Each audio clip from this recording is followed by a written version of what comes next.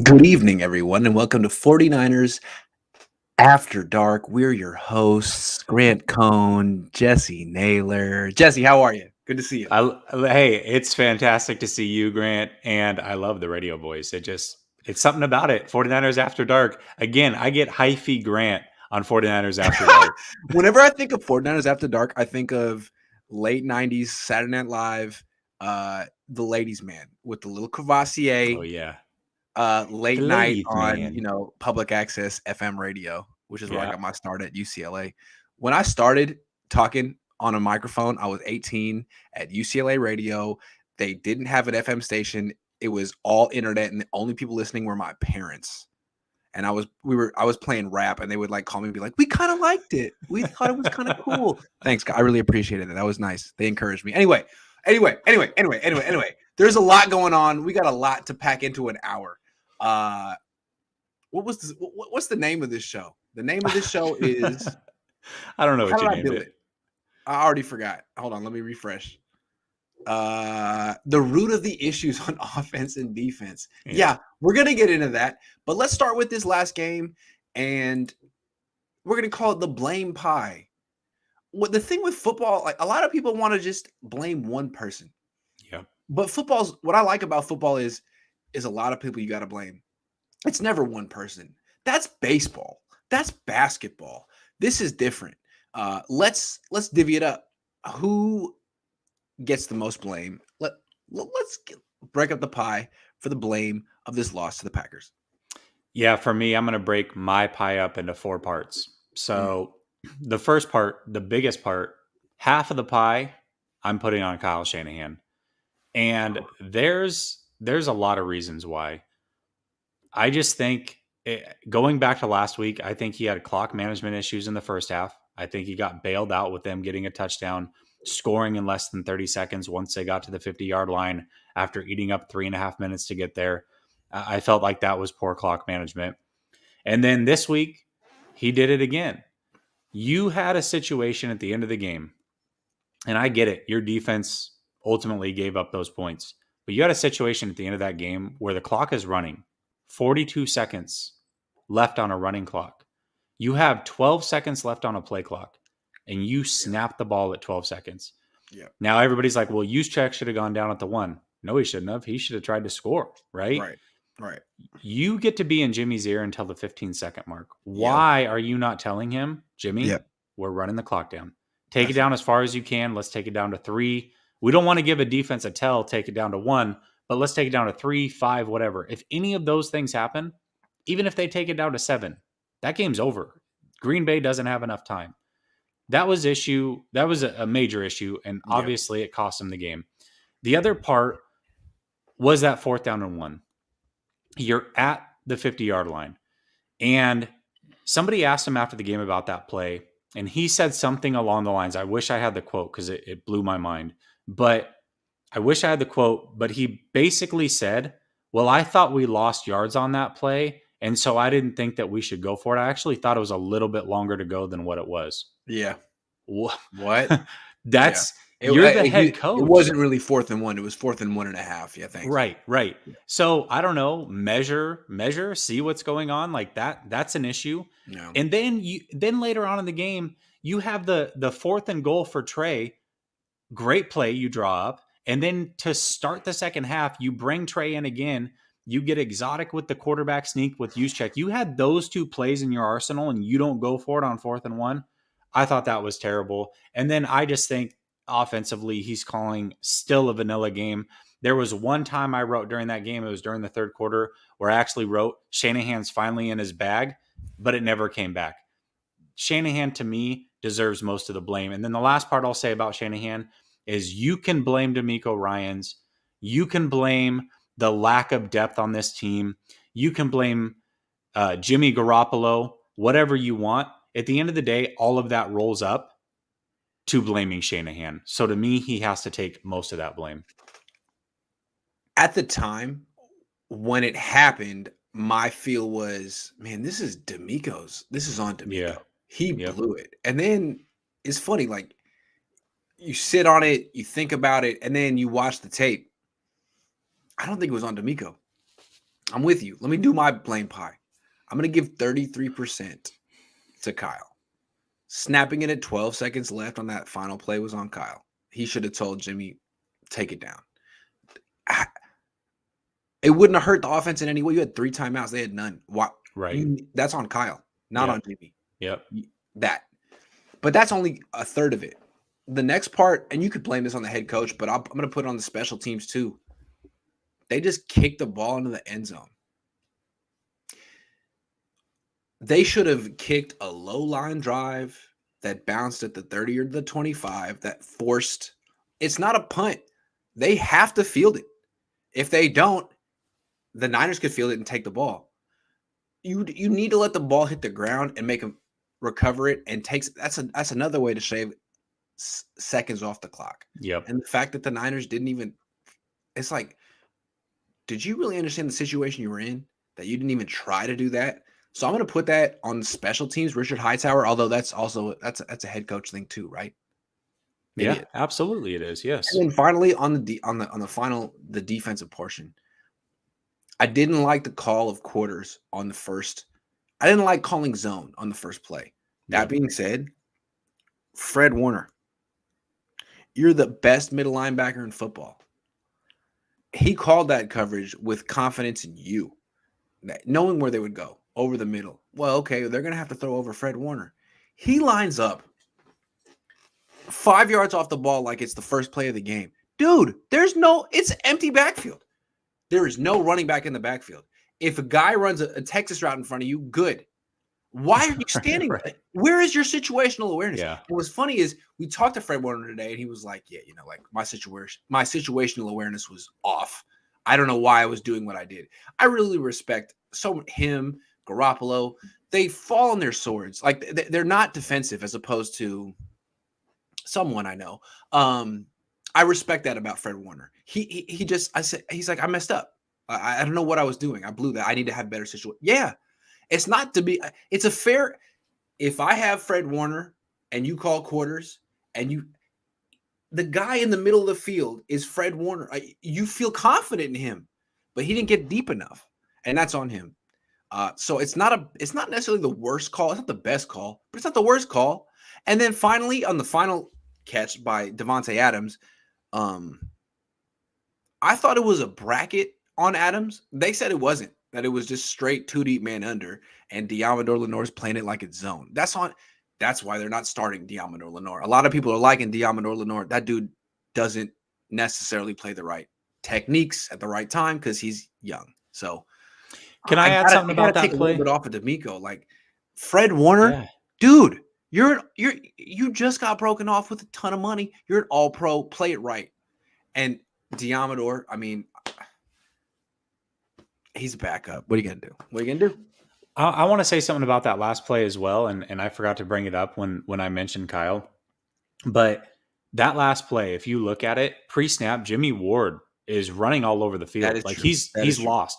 And he's pointing to Dante Johnson and telling him something. I don't know if they were mixed up in coverage or what was going on. No. You have 3 timeouts. Yeah. Why at that point call a timeout? Call a timeout. It was a cluster. It was the whole play was a mess. And then to your point, yes, it was 2 deep man, but at that point, you've got 2 rookies on one side of the field. You have Hufanga and you have Lenoir, who happen to be on the same side as Davante Adams. At that point, shouldn't you call a timeout and make sure they know exactly what they need to be doing, know the situation? The whole thing was rushed. Especially when you have Jimmy Ward, like he looked like he was running around with like a chicken with his head cut off. He did, yeah. What happened was he was supposed to cover Robert Tonyan, the tight end, man-to-man. Mm-hmm. Robert Tonyan was on the right side of the Packers' offensive formation. Jimmy didn't find him right away. He went to the other side and just lined up there like, okay, oh, he's over there, and then ran over there, and then the ball was snapped, and he was kind of caught flat-footed. Yep. And honestly, if they hadn't thrown the ball to Adams, who was wide freaking open, they could have thrown the ball to Tonyan, who was wide freaking open. They should have called timeout on that play. Absolutely. Yeah. Absolutely. Yeah. They should have called the timeout. And then I'll just round it out. 30% goes to Jimmy. Again, it all rolls up to Shanahan. Really, I could go 100% Shanahan, but it's honestly 100% Shanahan. It is. It really could be. Yeah. But I'm going to give 30% to Jimmy because The He threw the ball defense gave backwards. he threw the He threw the ball backwards. exactly. He threw the ball backwards. He threw the If ball they backwards. score right there, they score a touchdown. That game's over anyways. You don't even get that And second hold chance. on, that was a 3-point mistake, right? Like he Mhm. throws the ball backwards, Yep. and the defense did a good job limiting the Packers to a field goal. But Mhm. that's 3 points. You lost by 2. Well, That's and the really difference in the game. both of those plays. So they on his 2 turnovers, Green Bay took the ball over at the 38 and the 32. You essentially just put your defense in a situation where they really should have given up 14 points. Now they didn't, but that's like a point guard coming in. He was responsible for 21 at most of those points because Lance and Trenton Cannon got really the other 7 for him. So he's responsible of 21, yet he gave up 14. And you're playing against a Hall of Fame quarterback who's coming off of an MVP. Yeah. You're not going to win Yeah. that way. Yeah. Yeah. I agree. So, Yeah. and then the other 20%, I'm going defense / D'Amico Ryans, but mostly it's Kyle. Again, it all rolls up to Kyle. It does. All right, let's move on. What's interesting about this 2021 49ers team is that it has no run game. And you could say, well, the running backs are hurt.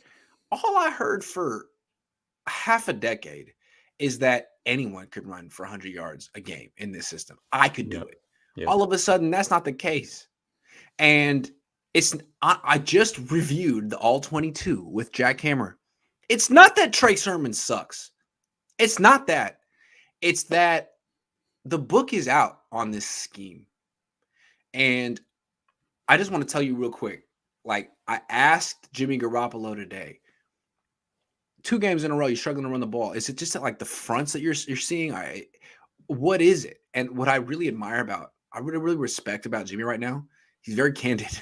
Yeah, he doesn't care. I could be gone. Let me just tell you. Why would I not tell you? Who am I trying to impress? They already wrote me off. I love it. I love Jimmy. I really personally like. I'm gonna talk about that later. But he says it's not that the fronts are checkmate for us. It's that we're not prepared for them. He said this today. Hold on. Who is? I'm getting robocalls left and right. Spam risk. Stop. It is 7:13. All right. So Jimmy Garoppolo says it's not that it's like there's some front that we can't answer to. It's that we're not prepared for it. He said this today. He said we're going through practice all week with the coaches basically saying, okay, these are the fronts you're going to see. This is what they do. And then we get in the game and it's not that at all. Oh my God. And it's like, well, we need to adjust on the fly, and we're not. I think that's just a freaking great answer. Thank you, Jimmy. So what I'm hearing from Jimmy is that Kyle watches the film and thinks, okay, these defenses are going to continue to do what they do. But what's happening is that there is a scouting report on the Niners run game. And it's like, if you want to stop the Niners offense, it's a run first offense. You need to shut down that run game. And if you want to shut it down, you need to play a 3-4 defense with a 5-man front. And what we've seen the last 2 weeks is teams that aren't necessarily 3-4 teams, aren't necessarily teams that play that stuff, do it. And they're being very game plan opponent specific, whereas a lot of defenses like the Niners do what they do. They just play their stuff. So what the Niners are going to have to realize is that like teams are going to change up things to take away what they do. And that's just what it's going to be like. And you need to not take that for granted and find a solution. That's what I thought was very interesting. Yeah, I find that very interesting. I also would say this again on the blame pie, back on Shanahan during the offseason. Shouldn't you, and at this point being 5 years into being a head coach and however many years into running an offense, you kind of know what stops your offense or what worst case scenario is. You should know. In case of emergency, break glass. Yeah. Why don't you have that prepared? It seems like he comes in, he scripts his plays, he runs his plays no matter what. And that's what it is. Last week was a great example of that against Philadelphia. They had this screen pass that they ran to Kittle that got nothing. I think it was on finally their 3rd drive. He ran that as if the running game had been working. Like that was a play that is set up by other plays working that didn't work. And he still ran it. And of course it didn't work. I don't know, man. Is Kyle is he really an offensive genius? Or once the book is out on him, like that's it. Like the gimmick is up, man. Like the league is caught up to you. The talent isn't there. Something's got to give. But there's something When I vastly watch the different. film, I watch a run game that doesn't work. And so the play action game isn't there. And what the Niners are reduced to is drop back passing, which is not the strength of their offensive line. And Jimmy Garoppolo is throwing these passes to Debo and Ayuk over the middle, and you're like, man, these guys are getting lit up. And it's because no one respects him throwing down the field. That was my first reaction. But then I watched the all 22, and there are no routes down the field. The design of this offense is strange to me. And it's easy to point the finger at Jimmy, but if there's nowhere even to go down the field, how can you blame him? Like, what's he supposed to do? Kyle, what is going on? Honestly, when I watched the all 22 with Kyle, my reaction is, are you mailing it in? Like, do you want to coach this team? What is this? Because in the past, it was a joy to watch the film of your offense. It was a joy. Your runs, your play action passes, the way you would get big plays, guys wide open. It's like college stuff. You don't see that kind of openness in the NFL. And now it's like, dude, what the hell is that, man? You're better than this, is the way I look at it. You're better than this.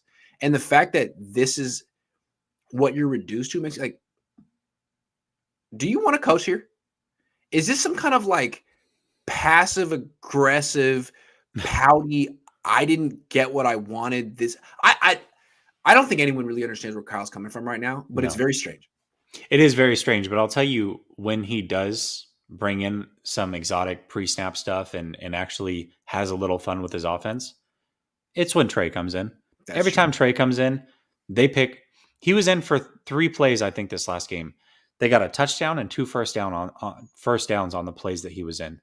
Pre-snap, very exotic, a lot of movement, a lot of fun, a lot of motion, rolling out, whatever. It was fun to watch. But then it's gone again as soon as Jimmy plays. And yeah, again, Jimmy has limitations. We understand that. But you're not doing him any favors. If he can't stretch the field vertically, right? Why, when you get in third down, are you doing these bunch formations where every receiver is horizontally close to the line of scrimmage? So now you're telling the defense, not only can we not go vertical, but we're not even going to go horizontal. Just stay in the middle and you've got us bagged. Exactly. It's the strangest thing to watch. It is very strange. All right. So asked Jimmy Garoppolo about the run game today. I loved his answer. I also asked Kyle Shanahan about the 2 quarterback system he was preparing for the year. And Kyle is the opposite of Jimmy. He's defensive and he doesn't try to inform you. He's trying to obfuscate the facts.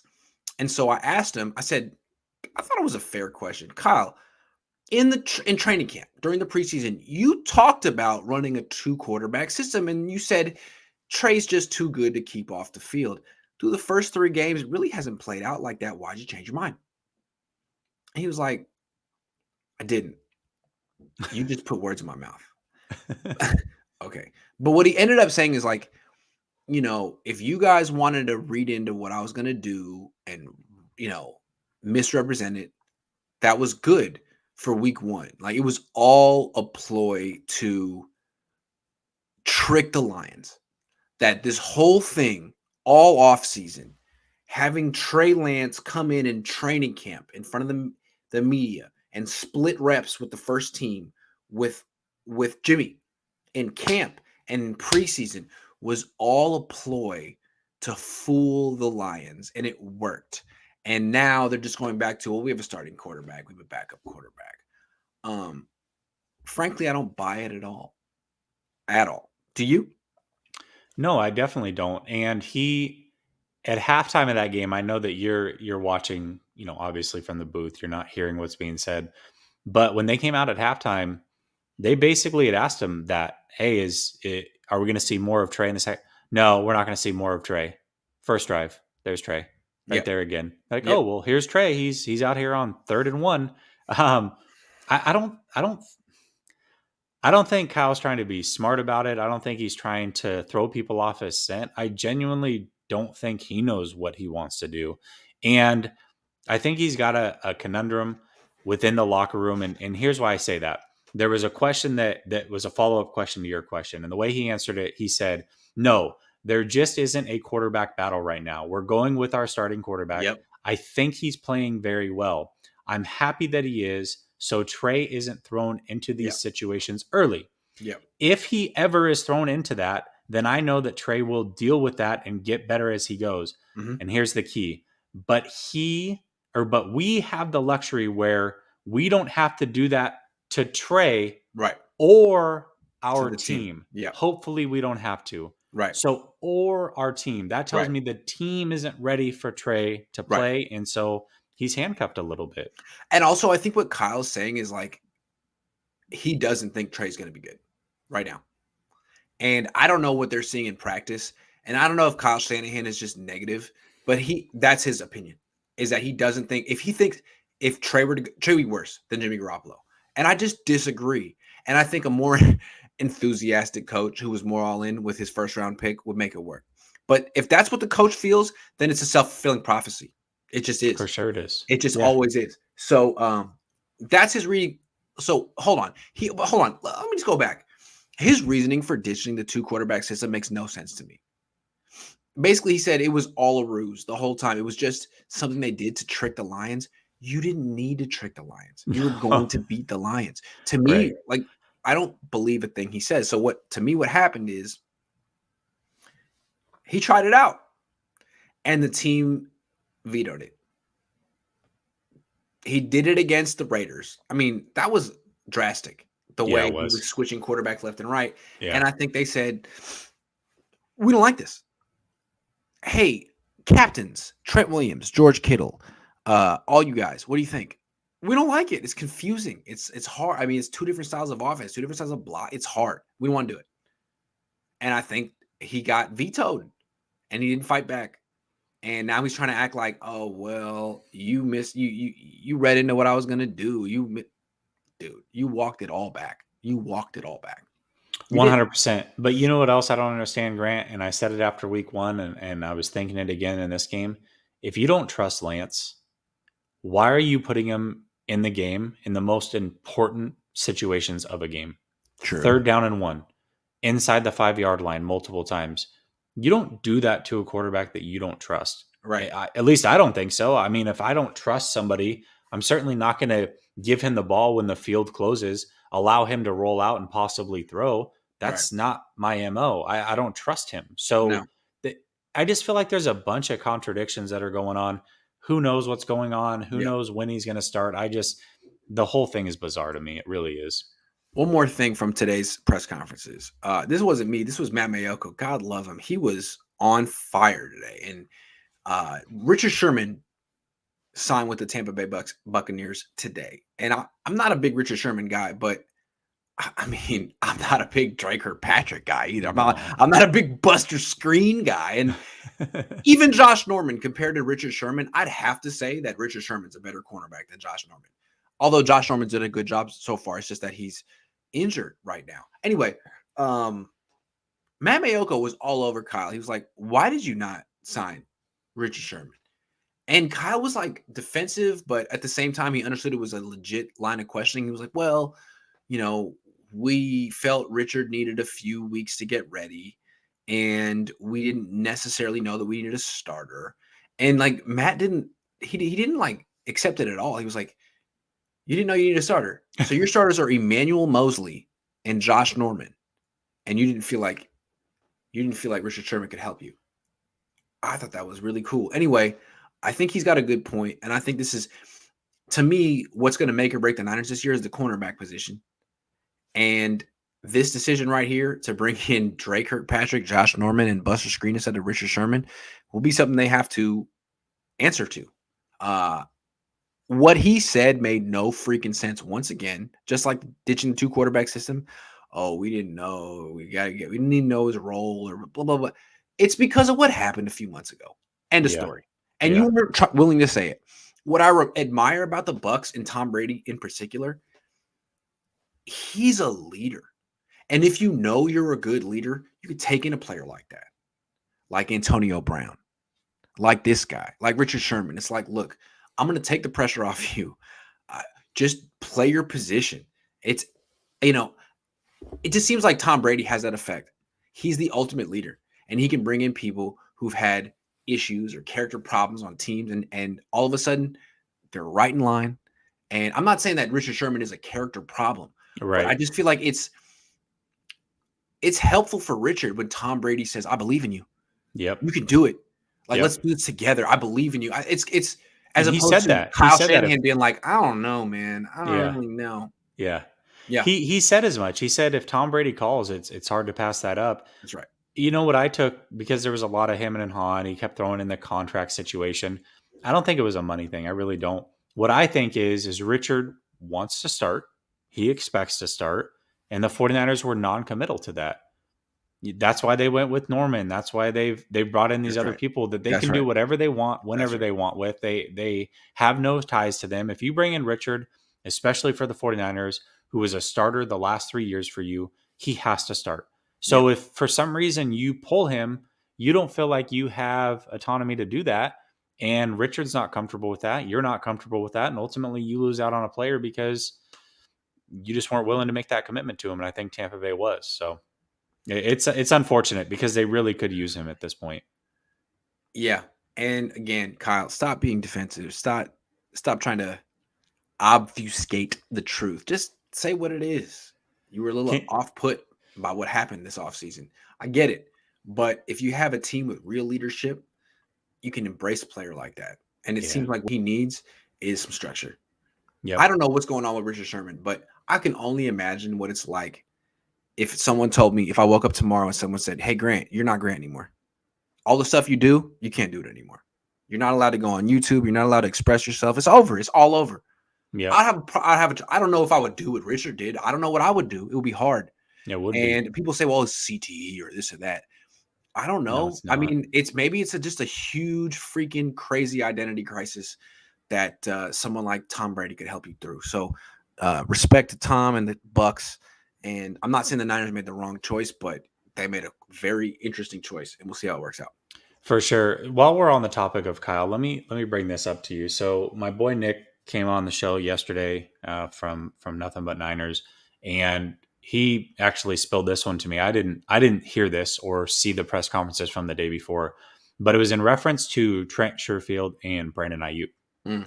And I found this very interesting because remember when Ayuk wasn't playing, he was saying there was a reason for it. Well, he wasn't outperforming Sherfield enough. Mm-hmm. Okay. So somebody asked him, why did Sherfield only get 2 snaps and why did Ayuk play so much? Yep. Here was his answer. He says, I tell the guys what to do before the game, but I don't keep up with the rotation during the game.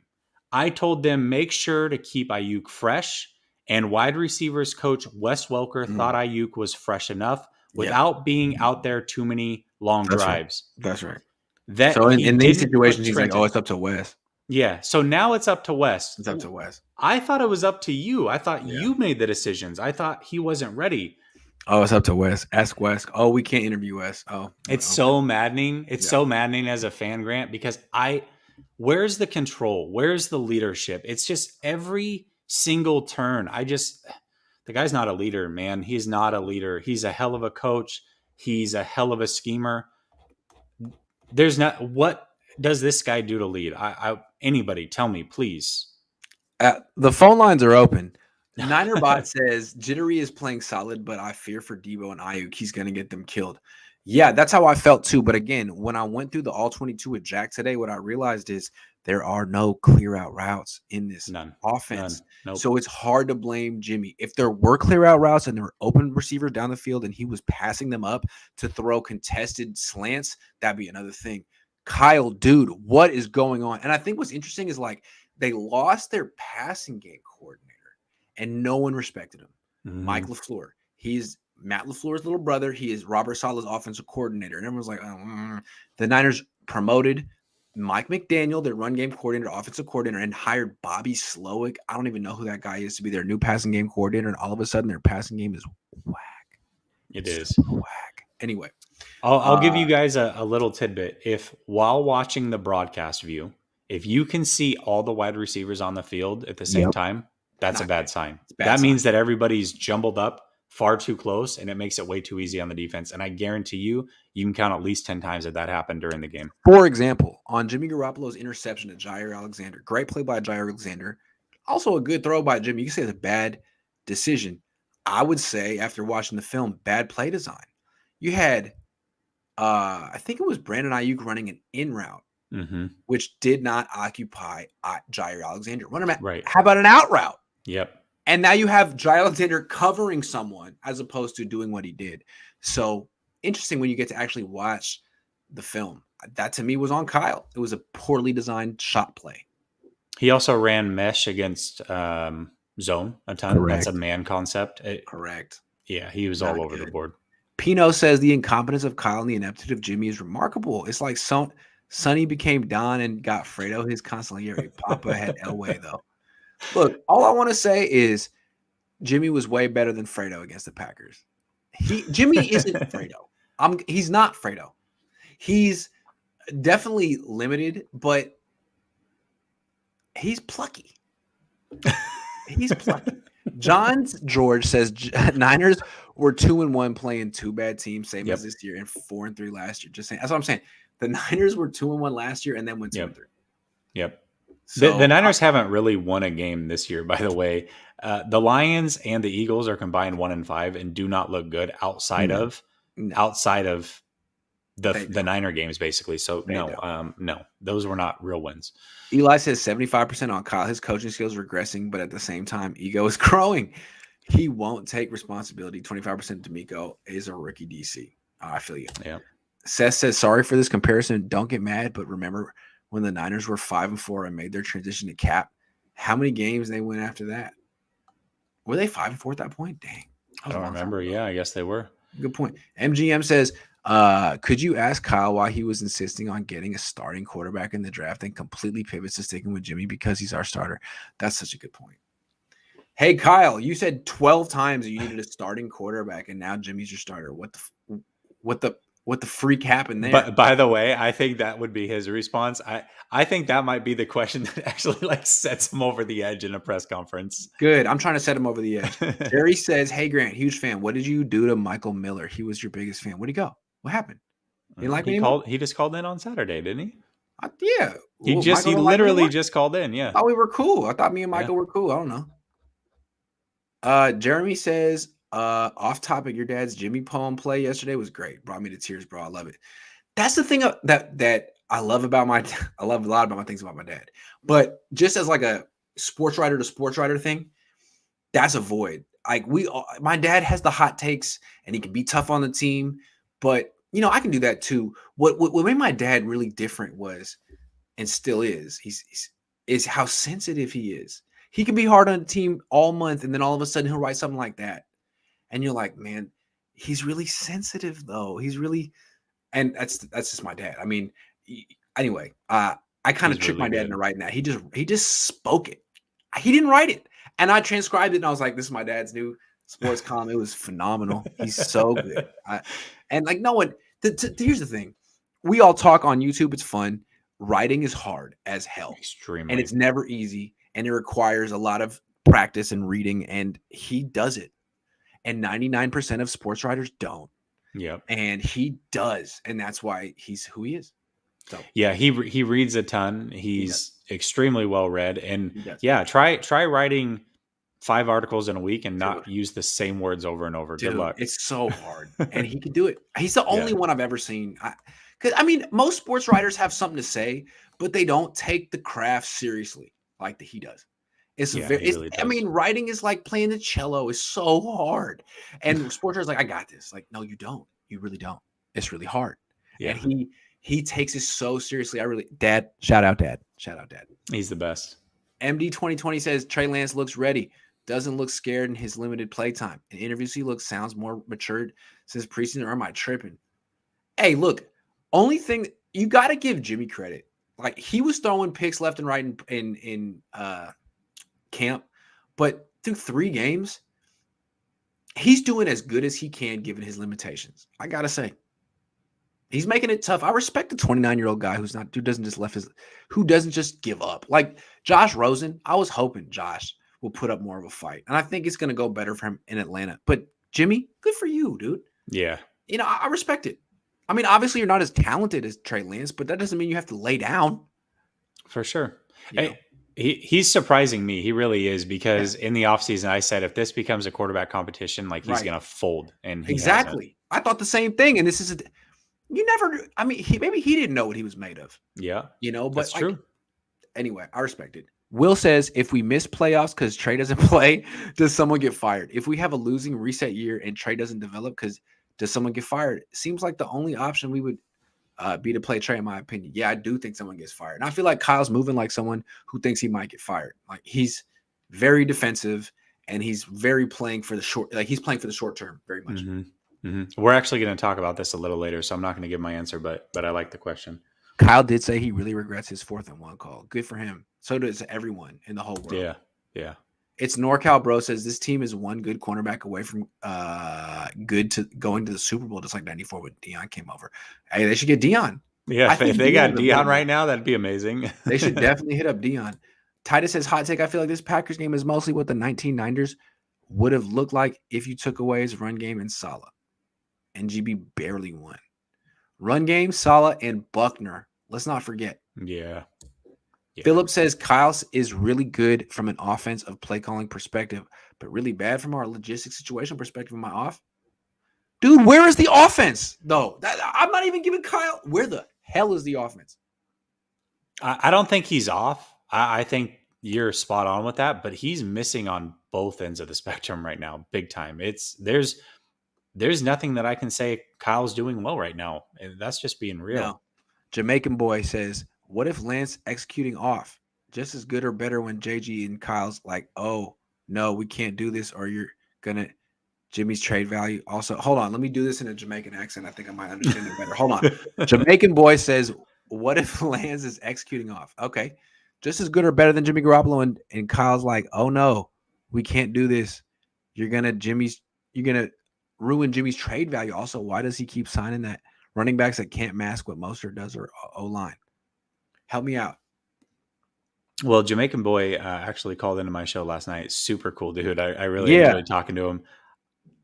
I can't make heads or tails of this one. I basically something like, what if he's not playing Trey because he would like ruin Jimmy's trade value? I would hope that this whole season is all about trading Jimmy. Like, if that's what this is all about, if this was like an edict from ownership that you have to prop up Jimmy and trade him, I'd want to. If I were Kyle, I'd want to I would want to leave. Like, I don't want to coach this team anymore.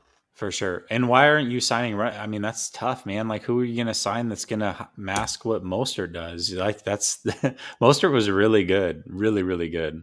Chris says Kyle's coaching style and play calls this year have been vanilla and, quite honestly, been a bit of a shit show until Lance is on the field. Yeah, I agree too. It's like, what is going on? I'm glad you see it too, Chris, because it seems to me like everything gets really cool and really fun to watch again when Lance is on the field. I feel like Trey took a shot at Jimmy Garoppolo, saying playing behind the O-line felt really, really easy. Same one Jimmy Garoppolo shows my hot take. I think he's just trying to praise, his teammates. Yeah. I don't think so, but I hear you on that. Well, listen, Justin Fields said that the game was really slow. How does he think about that? Your dad is a legend, says Jerry. I found out he was the one who calls out Jed and said he should fire himself. Yeah, my dad is amazing. Yeah, kids don't know, but he's been around. Ever. Ninerbot says, how can you start Trey when you watch the other rookie quarterbacks look like trash? I'm not saying start Trey. No one is saying start Trey, but he needs to play. I'm saying start Trey because, first of all, he's not the other rookie quarterbacks. If he was the other rookie quarterbacks, then I guess they could have taken anybody at 3rd overall. They didn't. There's a reason for it. And Kyle Shanahan is supposed to be an offensive genius. And guess what? Anytime Trey's in the game, he sure does dial up some really good plays. The game can get very easy for Trey. And I said it during the preseason, and it's showing out every time he comes into the game. It is actually easier for him during the regular season with that offensive line and good play calling than what it would have been or what you saw during the preseason. Trey will be ready whenever that time comes. I promise you. Craig says, how can't the Hawks lose next weekend? Love the show from Oregon faithful. GC for head coach. Time management was the problem Sunday night. How can't the Hawks? We're going to get to that. I promise, Craig. Just hang with us. Eli says, if we have a losing record, trade Kyle, Jimmy, and maybe his fanboy Kittle. Rebuild with mentor, coach, and better players. Blow up the 2019 vibes. It's not a bad idea. I really feel I don't know what you're going to get for Jimmy. Like a man who doesn't want to be here this season. Yeah. Kyle, show us you want to be here this year. I feel like he's mailed in the first 3 weeks. I do. Michael told everyone to unsubscribe from your channel. He called out your dad. Check his post. Oh, dang. Dang. Michael be back. It's all right. Michael gets mad sometimes. It's all right. I don't even take it personal. And if Michael told everyone to unsubscribe from my channel, I bet 2 people unsubscribe from my channel. So, Michael, good try. Jeremy says, remember Teflon Tom? No, I don't. But we could pretend we do. Please keep holding Kyle accountable in the press conference. He can't keep getting away with his poor decision making. Keep up the good work. I will. Everybody's holding him accountable now. That's the crazy thing. It's not just you. Open season. Have you asked Jimmy Garoppolo about 7 inch throws yet? No, I haven't. I wussed out. 7MP says McVay knew Goff was holding his offense back and ditched him. Kyle acts like the guy who dreams of being with another girl but won't actually go through with dumping his toxic relationship. Yup. That's true. That's good. That's very good. I like that. But all of a sudden, Jimmy Garoppolo is looking like the one who's like if this was couples counseling, like Jimmy's looking good.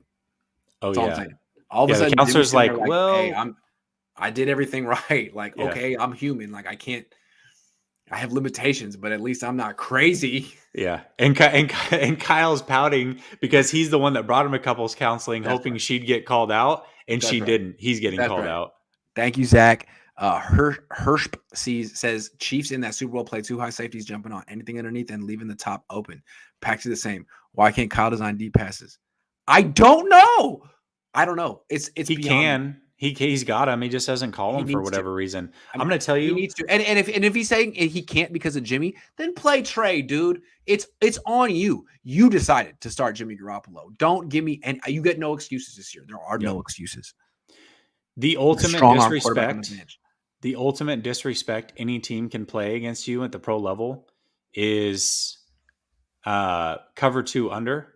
They ran that multiple times where you basically bring the safeties up and you run both your corners back. They ran that multiple times in that game. You don't ever see that in the NFL. It's the ultimate disrespect play. They don't fear you right now. Nobody fears Jimmy. Nobody fears your play. And it's like, that the Niners' big play is every time is going to be the 15-yard throw over the middle. So just different ways to take that away.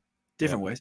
NorCal Refrigeration and HVAC says if Trey took the beating Jimmy took Sunday, he'd go Andrew Luck and quit. That is a really weird thing to say. That's extremely weird thing to say. Vincent says trade Kyle and promote McDaniel or Hightower till season over. What has McDaniel done that makes you confident in him? Yeah. His promotion doesn't seem to have worked very well for the offense. Lance literally is everything Kyle wants in a quarterback, upside down smiley face. Tell Kyle. Shanahan's a coach purely due to nepotism. Oh, man. He's good at a lot of things, but I don't think he's a leader. He needs to read Management for Dummies. Jamaican boy, what's up? What's up? My bad. There's not enough characters to type correctly, but yeah, you broke it down pretty spot on. I wish Kyle was the OC and Saleh was the coach. Wouldn't that be nice? Hey, that could happen next year in New Jersey. That could happen. Milf Hunter says Michael Miller is a punk. LOL. Dude, is Michael Miller here? What is going on? Yeah, is he in the chat? Like, it bothered me that Kyle downplays every injury like his car is not broke down on 101 between P-Town and Novato without a phone. Kyle thinks he's okay. P-Town and Novato. What is P-Town? Downplays it.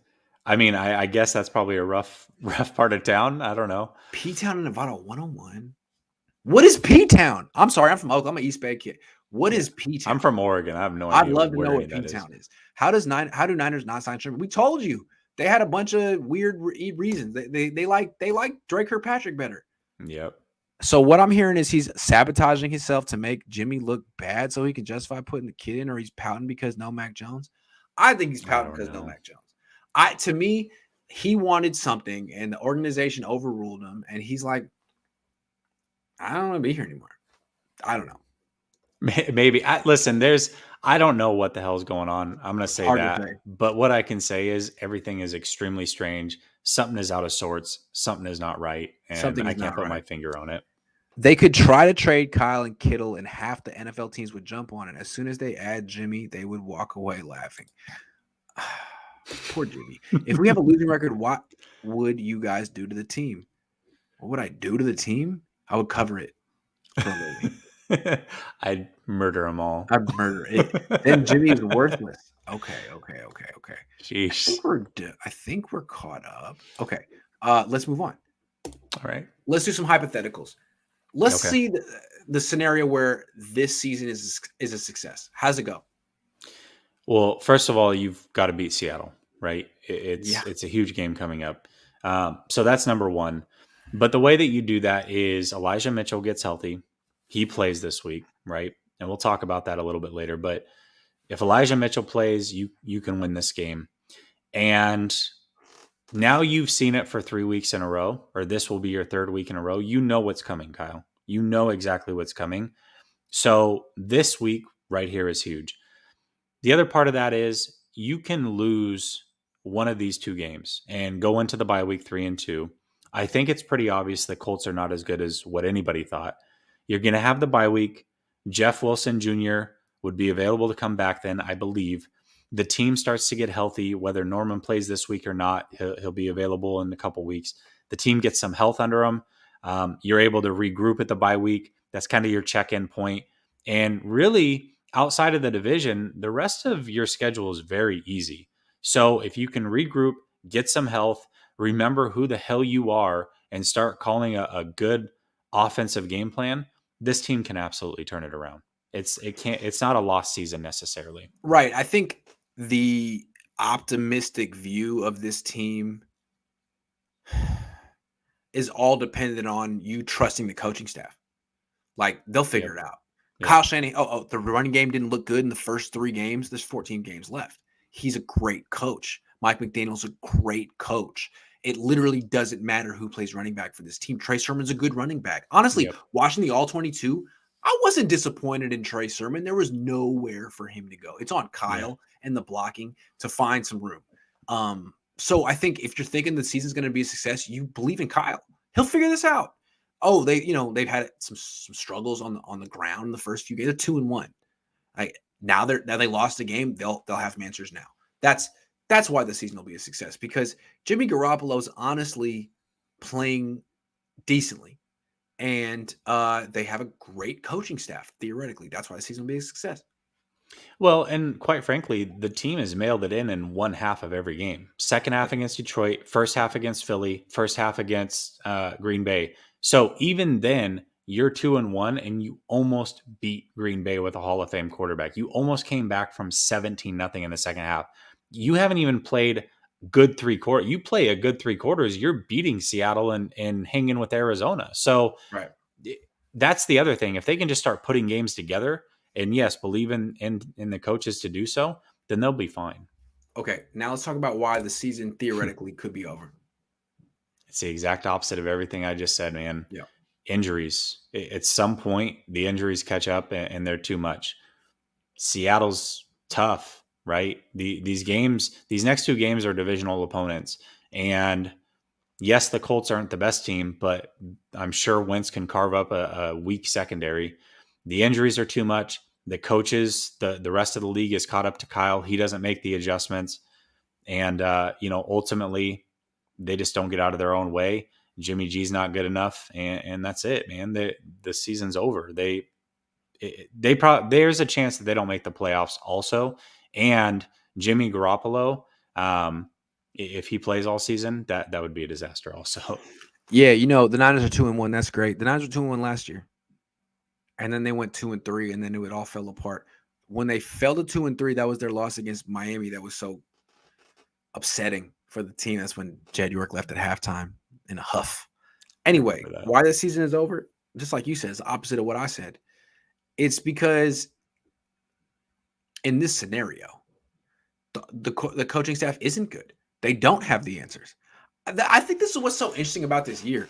We're sitting back waiting for the plan to materialize because we have faith, not necessarily that Kyle's a great coach, but that he's smart, that he has a plan, that it's all going to come together like the last episode of a season of a mystery on Netflix. Like, oh, okay, I get it now. But we're all waiting, and it's freaking almost October, and it doesn't make any freaking sense. Yeah. And like, okay, like maybe next week against this week against the Seahawks, like the run game is just gonna break out and it's gonna look great. And the play action, and it's all gonna come back looking like it did in 2019. They'll just win by 2 touchdowns. But what if it doesn't? What if this team doesn't have the answers? What if this coaching, what if this offense, what if Kyle isn't that good? You know, what if he had it in 2016 in Atlanta and 2019, but he doesn't have it this year? And for whatever reason, him and his brain trust are just a little behind this year. I guess that would be why the season is over, because Jimmy's not going to put the team on his back. He had a heroic effort on that final drive against the Packers, but he's not Aaron Rodgers. He's not a top 10, even a top 15 quarterback. He's not going to do that. So if Kyle and this coaching staff doesn't have the answers, then this team is going to struggle. Gosh. And not only that, but if the team starts to figure out, like internally, the 49ers, they trust in Kyle so much. If they don't think he has the answers, like Jimmy's kind of already alluding to, Kittle says he expects Kyle to bounce back and have all the answers next week. If they don't have the answers this next week, when does that team start losing faith in Kyle? Now. What's happening is Kittle and Jimmy are putting it on Kyle publicly. They both said, we're unprepared for these fronts. Like, we're not getting the right looks in practice. Kittle and Jimmy saying Kyle needs to coach better. It's very dramatic what's happening. And it's hard to notice if you're not, experienced, because everything is phrased so positive. But no, both Kittle and Jimmy are calling out Kyle and saying this is his problem. This is a Kyle problem, a KP. He needs to fix it. And they're right. They are right. So, Kyle, the season is only over if you have no answers. So let's see what you got. It could be very ironic that Kittle is the guy that we all loved, had to re-sign him last year. He's like the rah-rah Stone Cold Steve Austin guy. And if he could be the one that's pulling this team apart internally at the seams, which is crazy to think about. Hold on, though. All I'm saying is maybe Kyle's the one pulling this team apart in the season. Oh, for sure. When you structure a 2-quarterback system, you're asking for it. And it seems to me what Jimmy and George are doing is what you would expect them to do. Try to rally the team in some direction behind Jimmy. It makes sense. And Trey's not going to fight it because he's 21. Kyle is the leader. Kyle's the one that's supposed to give some direction, and he's giving none. And so Jimmy and George are doing the best they can. I get it. I want to talk about why the fans have turned on Kyle Shanahan. And I think it leads our previous topic leads into this perfectly. Like, for so long, Niner fans understood where Kyle was coming from. I don't know if he would have gotten this much understanding in the Midwest or the South or the East Coast, where it's much more of like a results-driven culture. But out here in the West Coast, where people think they're a little bit more evolved and a little smarter or whatever, they see where he's coming from and they understand his plight. And even though he's under 500, they appreciate his genius. But I feel like he lost everyone. Whatever his plan, people are like, I don't get it anymore. And now all we have left to judge you on is your results. And so far, your offense isn't looking that good this year. So I think Niner fans are a little lost. Yeah, I think, well, first of all, winning covers everything, Grant. We know that. If they had won last week, this would have been pushed off one more week, right? Let's say they lost to Seattle, then it would have all burst at the pipes. But I think it's twofold. I think, one, fans are really seeing this offense struggle for the first time for an extended period of time. Yeah. Not just a half in a Super Bowl or what have you. And they know that there's a kid that they spent 3 first-round picks and a third-round pick on that is getting almost no burn at this point. So they're frustrated with that. I also think that a lot of people really did expect that this team could win a Super Bowl. They thought it could be like 2019. And they just got the ultimate slap in the face, a home game against the Green Bay Packers, who you absolutely annihilated twice in 2019. They just beat you. That was a game that a lot of 49er fans I know from talking to them and getting predictions, they expected to blow out Green Bay. And when that didn't happen, and not only did you not blow them out, but you didn't win, that's when reality kind of hit everybody, is like, oh shoot, this team's not near as good as what I expected. That's on Kyle. Like, now he's not playing. The team's not as good as what I expected, and he's not playing the guy that I want. I'm out. I think that's what's going on. I mean, burying Brandon Ayuk for no good reason. Right. There was no good reason to do it. He looked really good last week. He looked really good last week. There was no good reason. And now you're like wondering, well, maybe there's no good reason to bury Trey Lance. Maybe there's no good reason to bury, Ambry Thomas, Aaron Banks. How can we trust any of your decisions after that? So I think, look, it's year 5. Niner fans were very patient and understanding, more than maybe fans in other markets would be. For and sure. It's fair for them to say, enough. We've been understanding, produce. And it's not that much to ask. And he's 2-1, and he's not under 500 yet. But it's a very critical portion of his tenure. If he loses this week, he's 500. If he goes in the bye week at 2-3, it'd be interesting to see where he stands. Yeah, I don't think anybody's going to be okay with that. If they're 2-3 at the bye, people are going to lose their minds. Yeah. Okay. Let's talk about this game coming up. Where's the scenario where the Niners win this game against the Seahawks?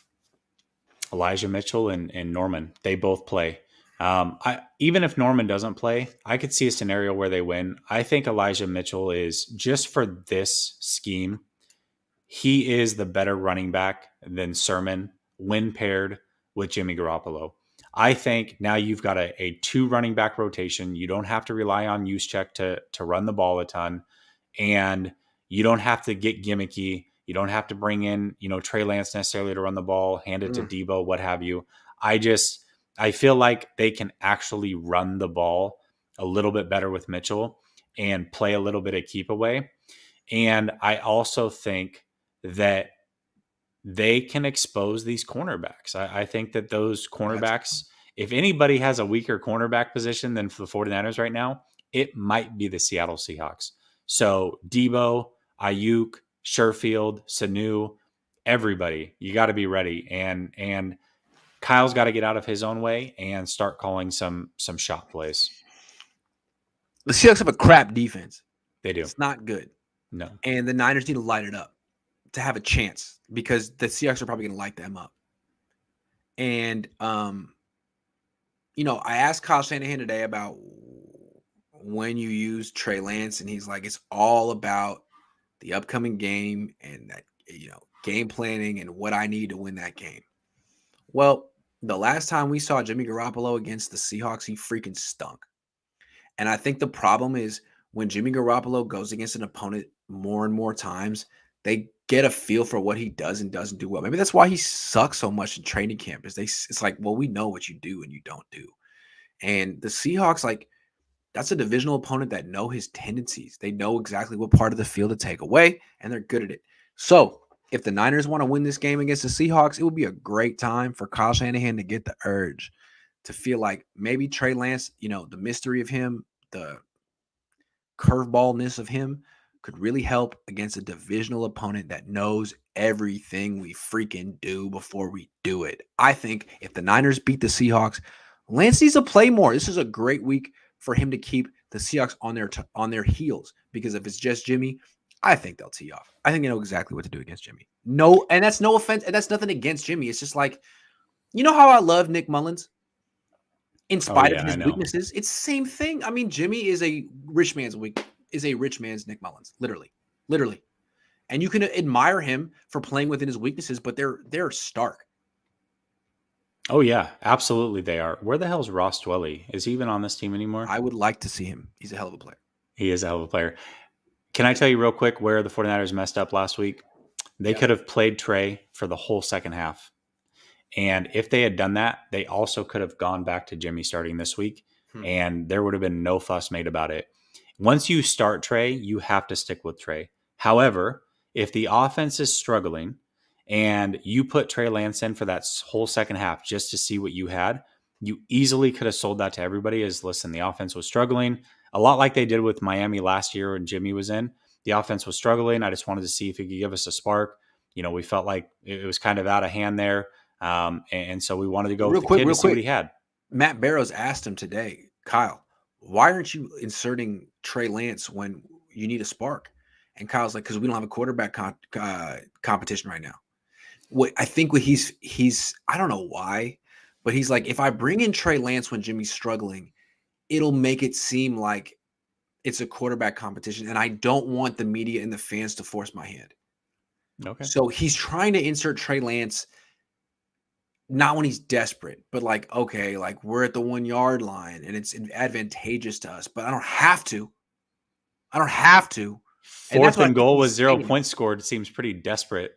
It's a fair question from Barrows. Like, yeah, it's a great dude, you question. have no offense back-to-back weeks. Why not bring in a new element to create a spark? And what he said was, we don't have a quarterback competition.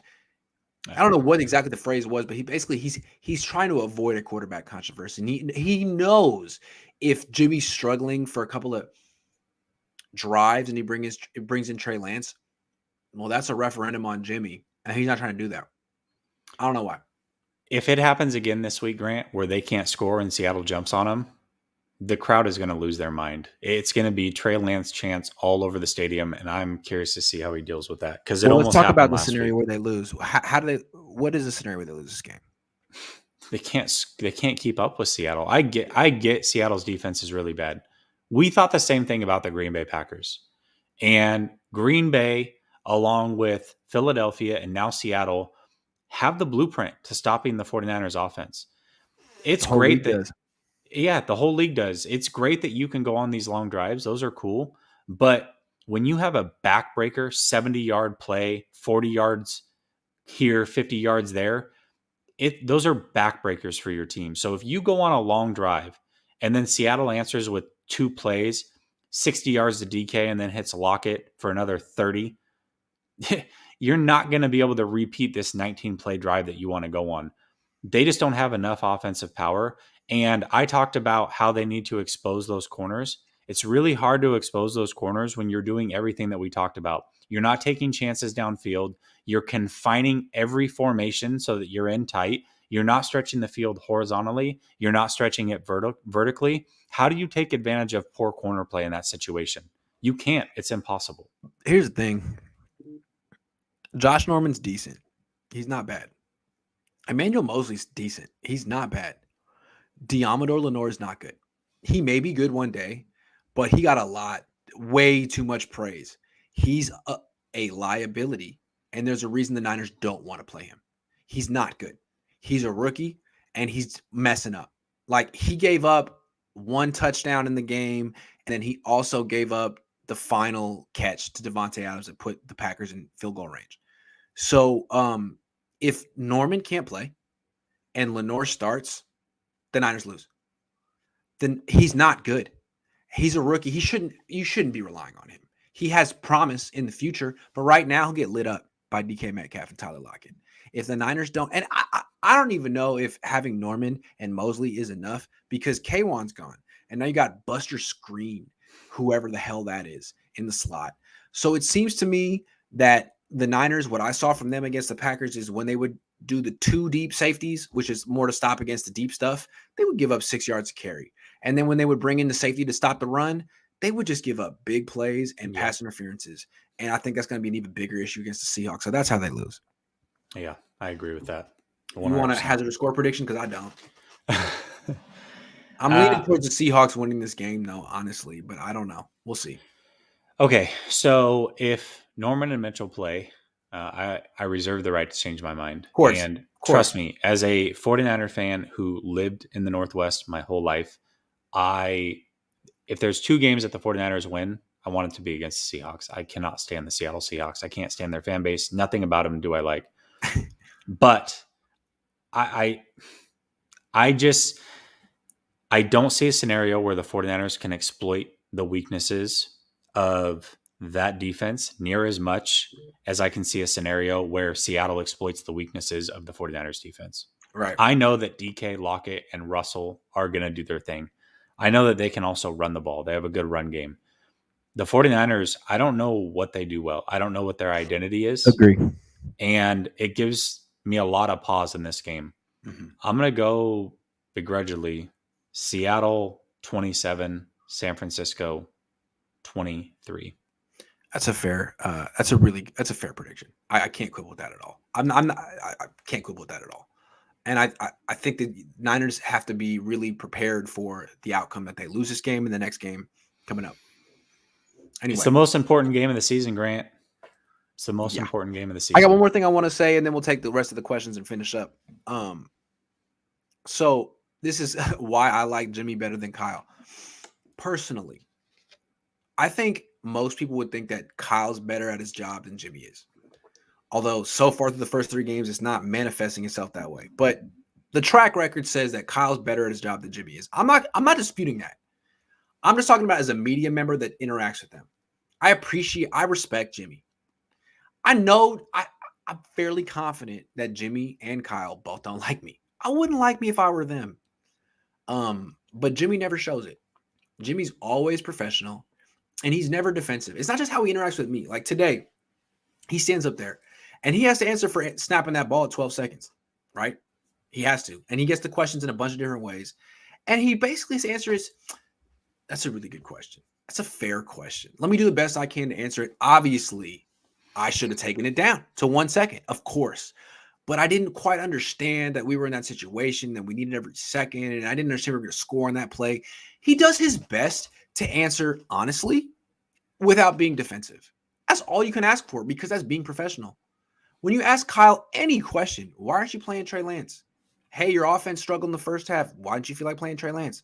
We would have if we felt that would have helped. Thanks, Kyle. Like, why do you have to be so defensive about everything? Yeah. Why? Because to me, that's unprofessional. The reason that Jimmy Garoppolo isn't being defensive is because he wants to comport himself in a professional manner. Same with D'Amico. Same with Saleh. Same with Lynch. But you don't care. And to me, that's honestly rich kid privilege. I don't have to. Because on Mike Shanahan's, I don't have to. Well, John Lynch thinks he has to. Jimmy Garoppolo thinks he has to. Trey Lance thinks he has to. D'Amico Ryans thinks he has to. Do better. I do better. You've been snarky all year. Not you, Jesse. You've been snarky all year. Why? The media isn't out to get you. You're the one that decided to trade up for Trey Lance and not play him. That's a weird decision. Explain it. It's a fair question. Yeah. Why did you do that? And you're asking like, well, I've been real consistent and you guys are putting words in my mouth. Nah, man. You're just deflecting and being snarky. And I can't respect it. And the contrast between how you comport yourself and how Jimmy comports himself and the fact that you're freaking 41 and he's 29, it just makes me respect Jimmy. And I'm not saying that he's the quarterback I would want to coach. I want to coach Trey Lance if I were a coach. But as men, I respect Jimmy. I do. You should respect Jimmy. Jimmy has done nothing but basically control the situation the best that he can. He's been extremely professional the whole way through. He's been a hell of a teammate. He's been a good leader. Yeah. And Kyle has shown no leadership. You're right. I feel like he was born with a silver spoon in his mouth. Let's be honest. He literally was. And I have a hard time vibing with people like that. Because I come from a real rough childhood, and I know a lot of people that do. And so when that happens, Kyle was the kind of guy we went to high school with. We would rip on him. He'd be easy target. Oh, He'd be an easy target, and he would Absolutely. deserve it. Jimmy's the kind of guy that everyone likes. Yep. He's the normal kid that everyone likes, and because he's a gentleman. Yep. He's nice. Kyle's arrogant. Yep. It's not easy to like someone like that, especially when you know they're the rich kid at school. Yeah. You're the rich. Not only, I mean, it's cool. It's fine if you're the rich kid at school. That's fine. But treat people with respect, right? There were rich kids that did that, and there were rich kids that didn't. He's the a-hole. He's the a-hole one that nobody likes. Nobody. But you know what? They all go to his parties because he's got all the cool stuff. But nobody really likes Kyle. That's right. That's exactly right. And that's too bad. All right, let's answer these questions. Would you like Kay Moore as head coach? No. They are starting Jittery to raise trade value up. God, what a waste. That's a bad decision. Trade Kyle for 2 first-round picks and hire OC from the Chiefs. Sure, I would love to do that. Yes. Packers D had all 11 men within 10 yards of the line of scrimmage. Sad. It's true. And it's not necessarily because of Jimmy, though. And it partially is. Watch the routes. They're all shallow routes. What would it take for Jed to fire Kyle? Would love to hear both of your takes on that topic. More losses. Don't put it past Jed. More losses. Kyle's being really smart right now, Grant. Whether he knows it or not, he's setting Kyle Shanahan up to be fired. Like he's setting the table for that. He's not playing any of the guys that were drafted in the first 3 rounds. Yep. And all he has to do at the end of the season is start to play Trey and go to York and say, listen, these guys that he drafted were stinkers. They weren't ready to help this Super Bowl team. We were a Super Bowl team, Jed. And your GM drafted a bunch of guys that weren't ready till at least next year, including the quarterback. And the quarterback is developing. He's definitely the right guy, but he wasn't the right guy this year. Give me another year with him. We're good to go. Put in Adam Peters or whoever you want that can draft better players for me, and we'll right the ship. He's setting everything up for Lynch to be fired. He's doing a great job of it. Whether he means to do it or not, that's what's happening. Totally agree. Good point. Sean says, Grant don't need your stinking subs. His dad worked for the Chronicle. LOL. People are like, what's the Chronicle? Wow. Anyway, I grab Grant's lapel and shake him. When can you trust what Kyle says? Not in 2021, apparently. No. Zach says, too much time and effort spent on 2 quarterback system for very different players. Spread themselves thin with 2 offenses. Now you just have one bad one. That's I always felt. That's a good point. You need to specialize in something. And if you try, that was honestly Harbaugh and Kaepernick's failure is they tried to do too much. Yep. They tried to do it all. Yep. Is George Kittle in the doghouse? I don't think so. Is it possible Kyle wanted Fields so he can move off Jimmy, but he wanted Lance? No. Could you explain his attitude in the press conference after the trade? No. I think he wanted Mac Jones. I think it's pretty clear. I don't know, man. He wanted Jimmy Garoppolo 2.0 because he didn't like Jimmy Garoppolo 1.0. Is Kyle tanking so he can go to Denver next year, be like his dad and Coach Rodgers? I don't think Fangio's going anywhere. They're pretty good this year. Yeah. This hope Jimmy does enough to not ruin the team wins. Has an artificially high quarterback rating due to conservative play, trade him, then unleash Lance's playbook. I guess that would be like shooting the moon, pretty much. Yeah, that'd be best case scenario. That would be best case scenario.